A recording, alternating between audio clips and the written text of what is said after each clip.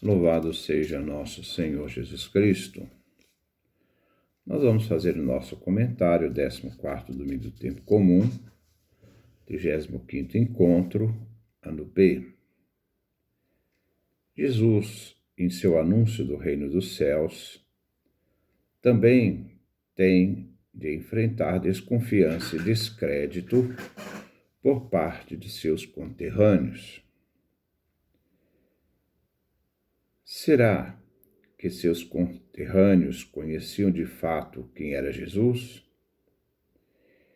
Eles conviveram com Jesus, o viram criança, brincando em Nazaré, ajudando José, o viram adolescente, jovem.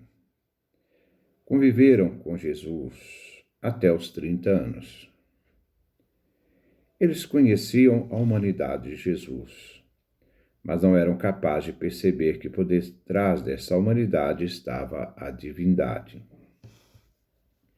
Alguns viam Jesus como um homem excepcional, mas havia aqueles que desconfiavam dele. Jesus irá estranhar a falta de fé dos seus conterrâneos. Uns professavam a fé, outros a negavam. Mas mesmo diante do mau acolhimento em Nazaré, Jesus continuou a ensinar.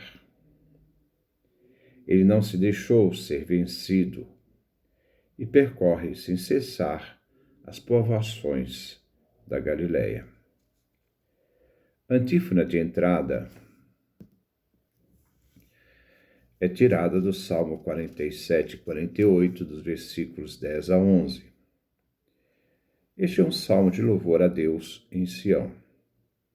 É um salmo do pré-exílio da Babilônia. A comunidade que se reúne em Eucaristia reconhece que nós recebemos a misericórdia divina no meio do templo. A Eucaristia, esse grande louvor, ressoa até os confins da terra, na missão da Igreja de anunciar o Evangelho a toda a criatura. A Igreja reconhece a presença da justiça divina que nos salvou em Jesus e continua agindo em toda a Eucaristia que celebramos. É claro que no Novo Testamento, o templo foi substituído pela pessoa humana. E quando o véu do templo rasga de alto a baixo, significa que não existe mais separação entre profano e santo. Tudo se torna santificado por meio do sangue de Cristo derramado na cruz, na sua morte e ressurreição. A primeira leitura é tirada do profeta Ezequiel, capítulo 2, versículo de 2 a 5.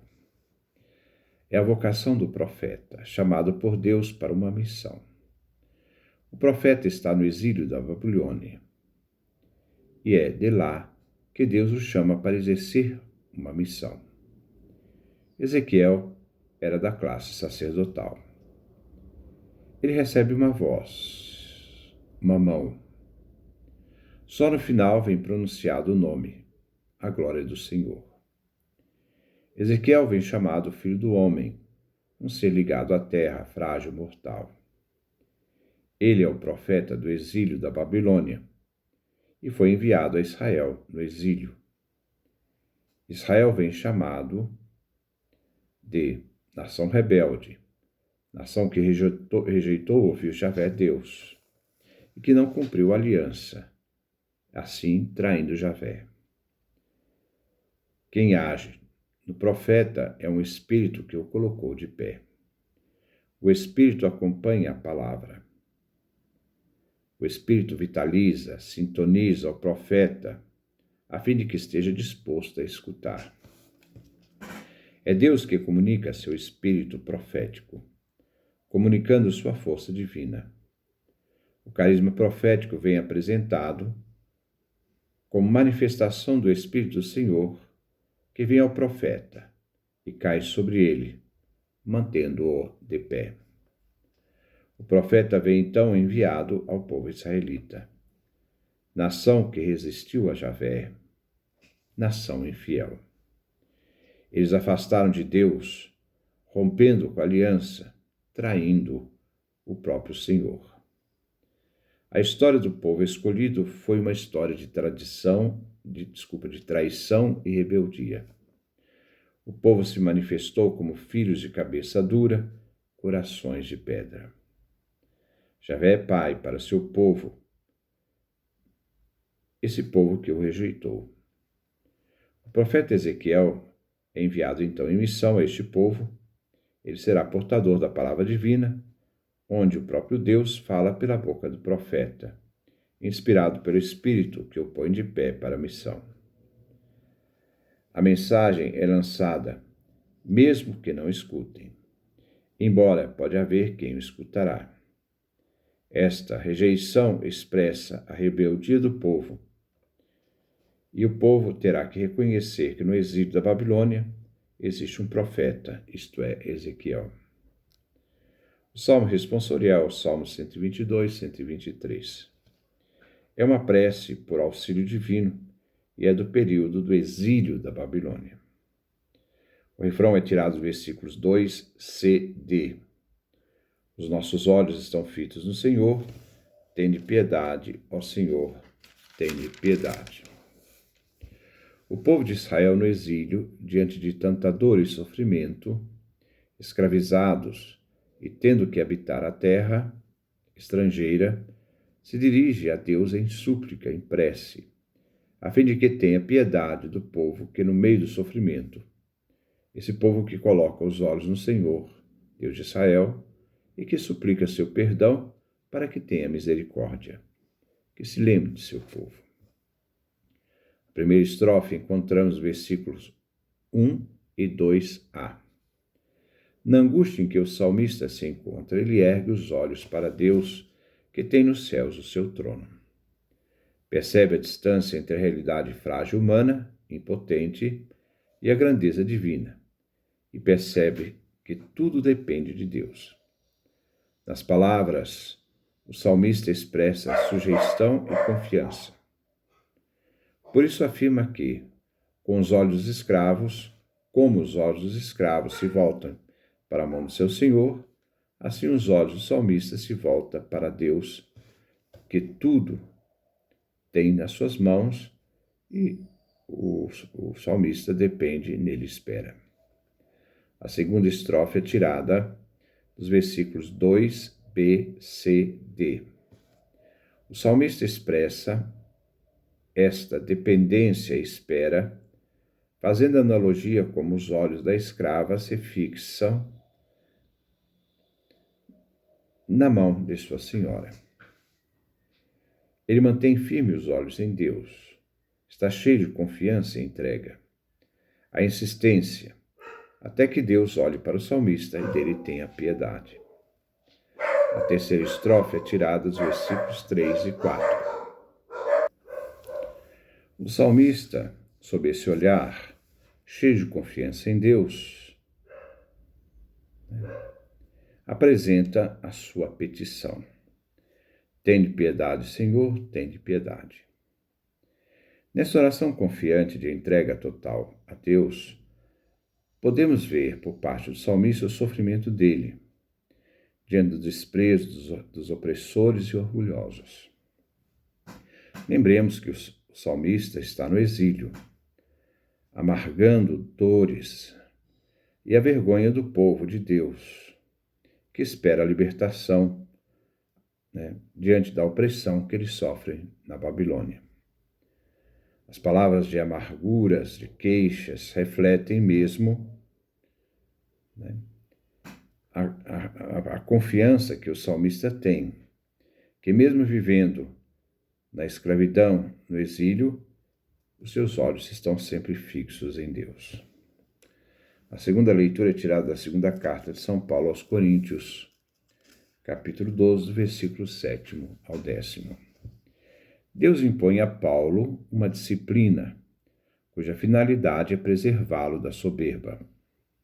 A disciplina divina é um grande sofrimento que Paulo tem de suportar.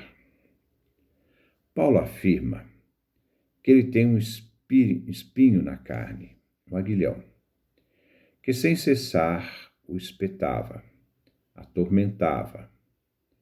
E afirma que este padecimento é um anjo de Satanás que vem para atormentá-lo, que o espanca, procurando derrubá-lo. O apóstolo, que tinha sido acumulado de dons, deveria ser preservado então da soberba, a presunção, de julgar-se capaz de tudo pela sua própria força, a sua autossuficiência, e deixando de lado a graça. Assim, Paulo apóstolo nos informa que por 3 vezes implorou ao Senhor que o afastasse do mal, que o afligia. Nesta angustiosa prece, buscava em Deus o socorro. Somente na última súplica, ele teve sua resposta. Cristo responde de forma negativa à sua prece, visto que para Paulo bastava a graça. Esta graça se apresenta como força, pois quanto mais frágil estava Paulo, a graça se tornava nele uma graça maior. É Deus aquele que, por meio de Cristo, opera na fraqueza humana. E é neste estado de fraqueza que a graça divina faz o homem atingir a perfeição. O espancar de Satanás, os sofrimentos, os golpes, não afastaram Paulo do Senhor e de sua graça, e nem o impediu de permanecer unido a Cristo. Assim ele prefere se ufanar, gloriar-se de sua fraqueza, pois tem confiança que é amparado por Deus. Paulo, então, se alegra diante da fraqueza e sofrimentos, numa atitude de profunda entrega e vida total a Jesus, visto que nada o separa do amor de Cristo. Paulo passou por perseguições, julgamentos injustos, sofrimentos por parte dos judeus, dos gentios e dos próprios cristãos judaizantes de Jerusalém. Paulo passou necessidade de toda sorte. Ele não se deixou ser vencido, mas foi sustentado pelo próprio Cristo Jesus e sua graça. Assim, na sua fraqueza, diz Paulo, ele se sente forte. Este testemunho do apóstolo nos enche de coragem e força para enfrentarmos desafios e provações, que nunca poderá nos fazer desistir. O Evangelho é tirado de São Marcos, capítulo 6, versículo de 1 a 6. O evangelista Marcos, nestes versículos, quer expressar a identidade de Jesus. Os conterrâneos de Jesus perguntam escandalizados: quem é esse Jesus? Jesus vai a Nazaré no sábado, entra na sinagoga, espaço religioso. Diante disso, seus conterrâneos fazem perguntas, na tentativa de entender quem é este Jesus que está ali, que eles conheciam. Havia uma admiração, e queriam respostas diante daquilo que viam. De onde vem tudo isso? A busca da origem de sua sabedoria, a busca de resposta diante de tantas milagres realizados por Jesus. A pergunta da sua identidade, mas é sempre uma pergunta pejorativa que eles fazem a Jesus. Este homem não é o carpinteiro? Procuraram definir Jesus pela sua profissão. Carpinteiro, mestre de obras. O sentido da pergunta é pejorativa. O chamo de carpinteiro para desqualificá-lo, diante da sabedoria que ele está aparentando ter, diante dos milagres que ele faz. Devido à sua carência de estudos, como não estudou e ele tem tanta sabedoria, é um sinal de desprezo de Jesus, é uma crítica destrutiva. Ele que não tem formação para ser mestre e ensinar, e só um trabalhador, ele é só um trabalhador que exerceu para poder viver em Nazaré. Jesus, ao se colocar como sábio e que cura, faz milagres, ele é perigoso. Deixou seu trabalho, rompeu com sua origem. A leitura que o povo de Nazaré faz é de que ele não podia ter tudo isso, pois seu ofício de carpinteiro não dava qualificação para ensinar. Nem tampouco ser um taumaturgo, um milagreiro.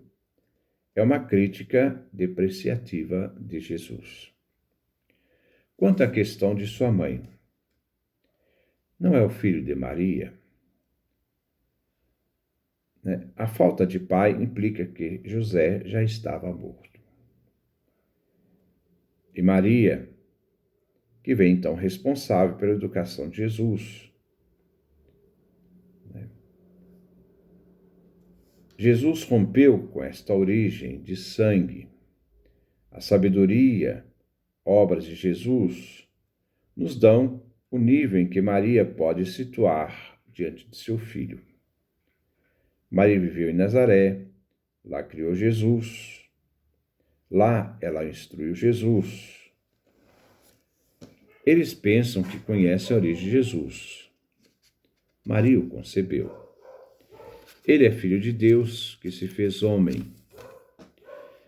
Ela participa do plano divino, plano eterno para toda a humanidade.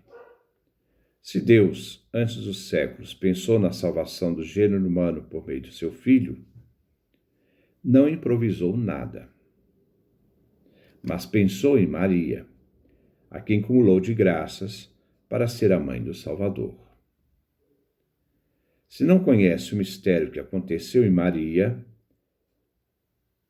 os conterrâneos de Jesus não conhecerão nem a origem, nem o mistério divino de Jesus. Ele que é portador desta graça, ele é portador da salvação. Ao fazer milagres, manifestava a sua própria divindade. Seus irmãos e irmãs.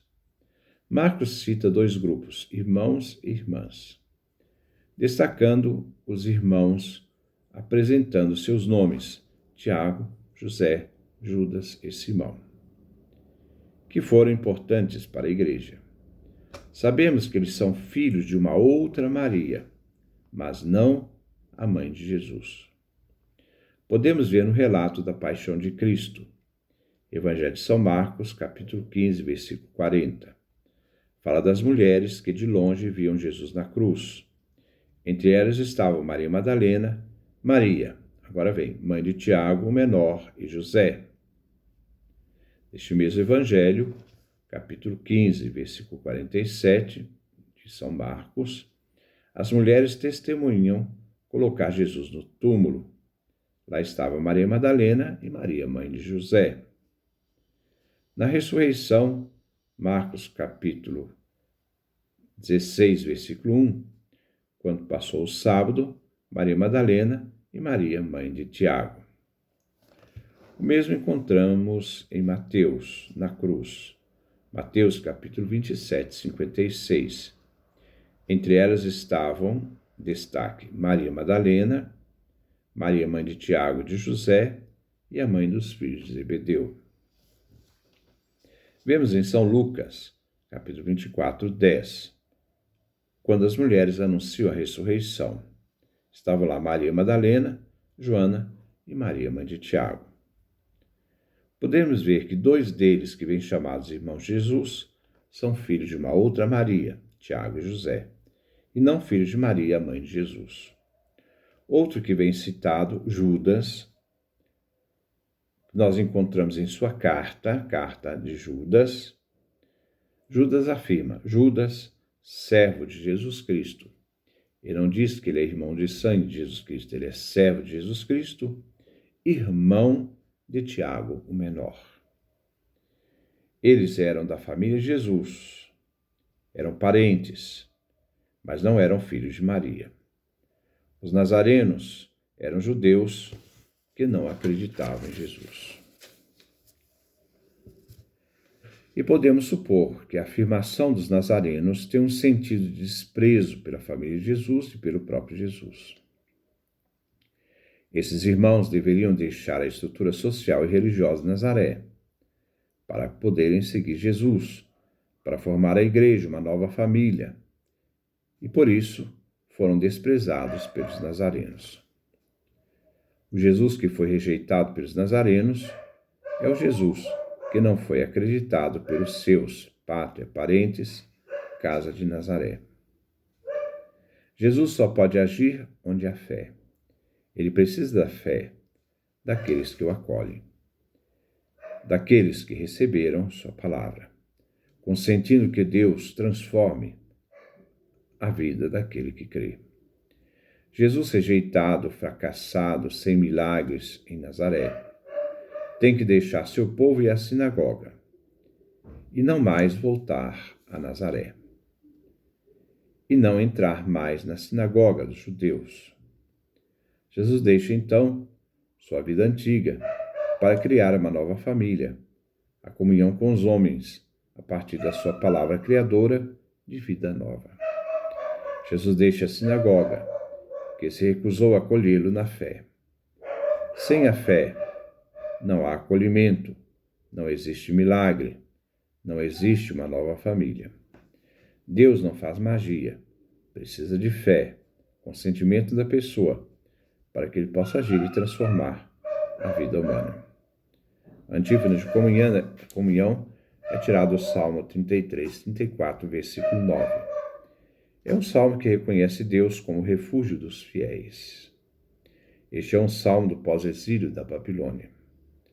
A igreja comungante é convidada na Eucaristia a fazer uma experiência de fé, encontro com o Redentor vivo nas espécies do pão e do vinho. Provai e vede quão suave é o Senhor. Feliz, bem-aventurado o homem que tem nele o seu refúgio. Esse é o nosso comentário. Que Deus nos dê a sua graça, a sua bênção, a sua face resplandeça sobre nós.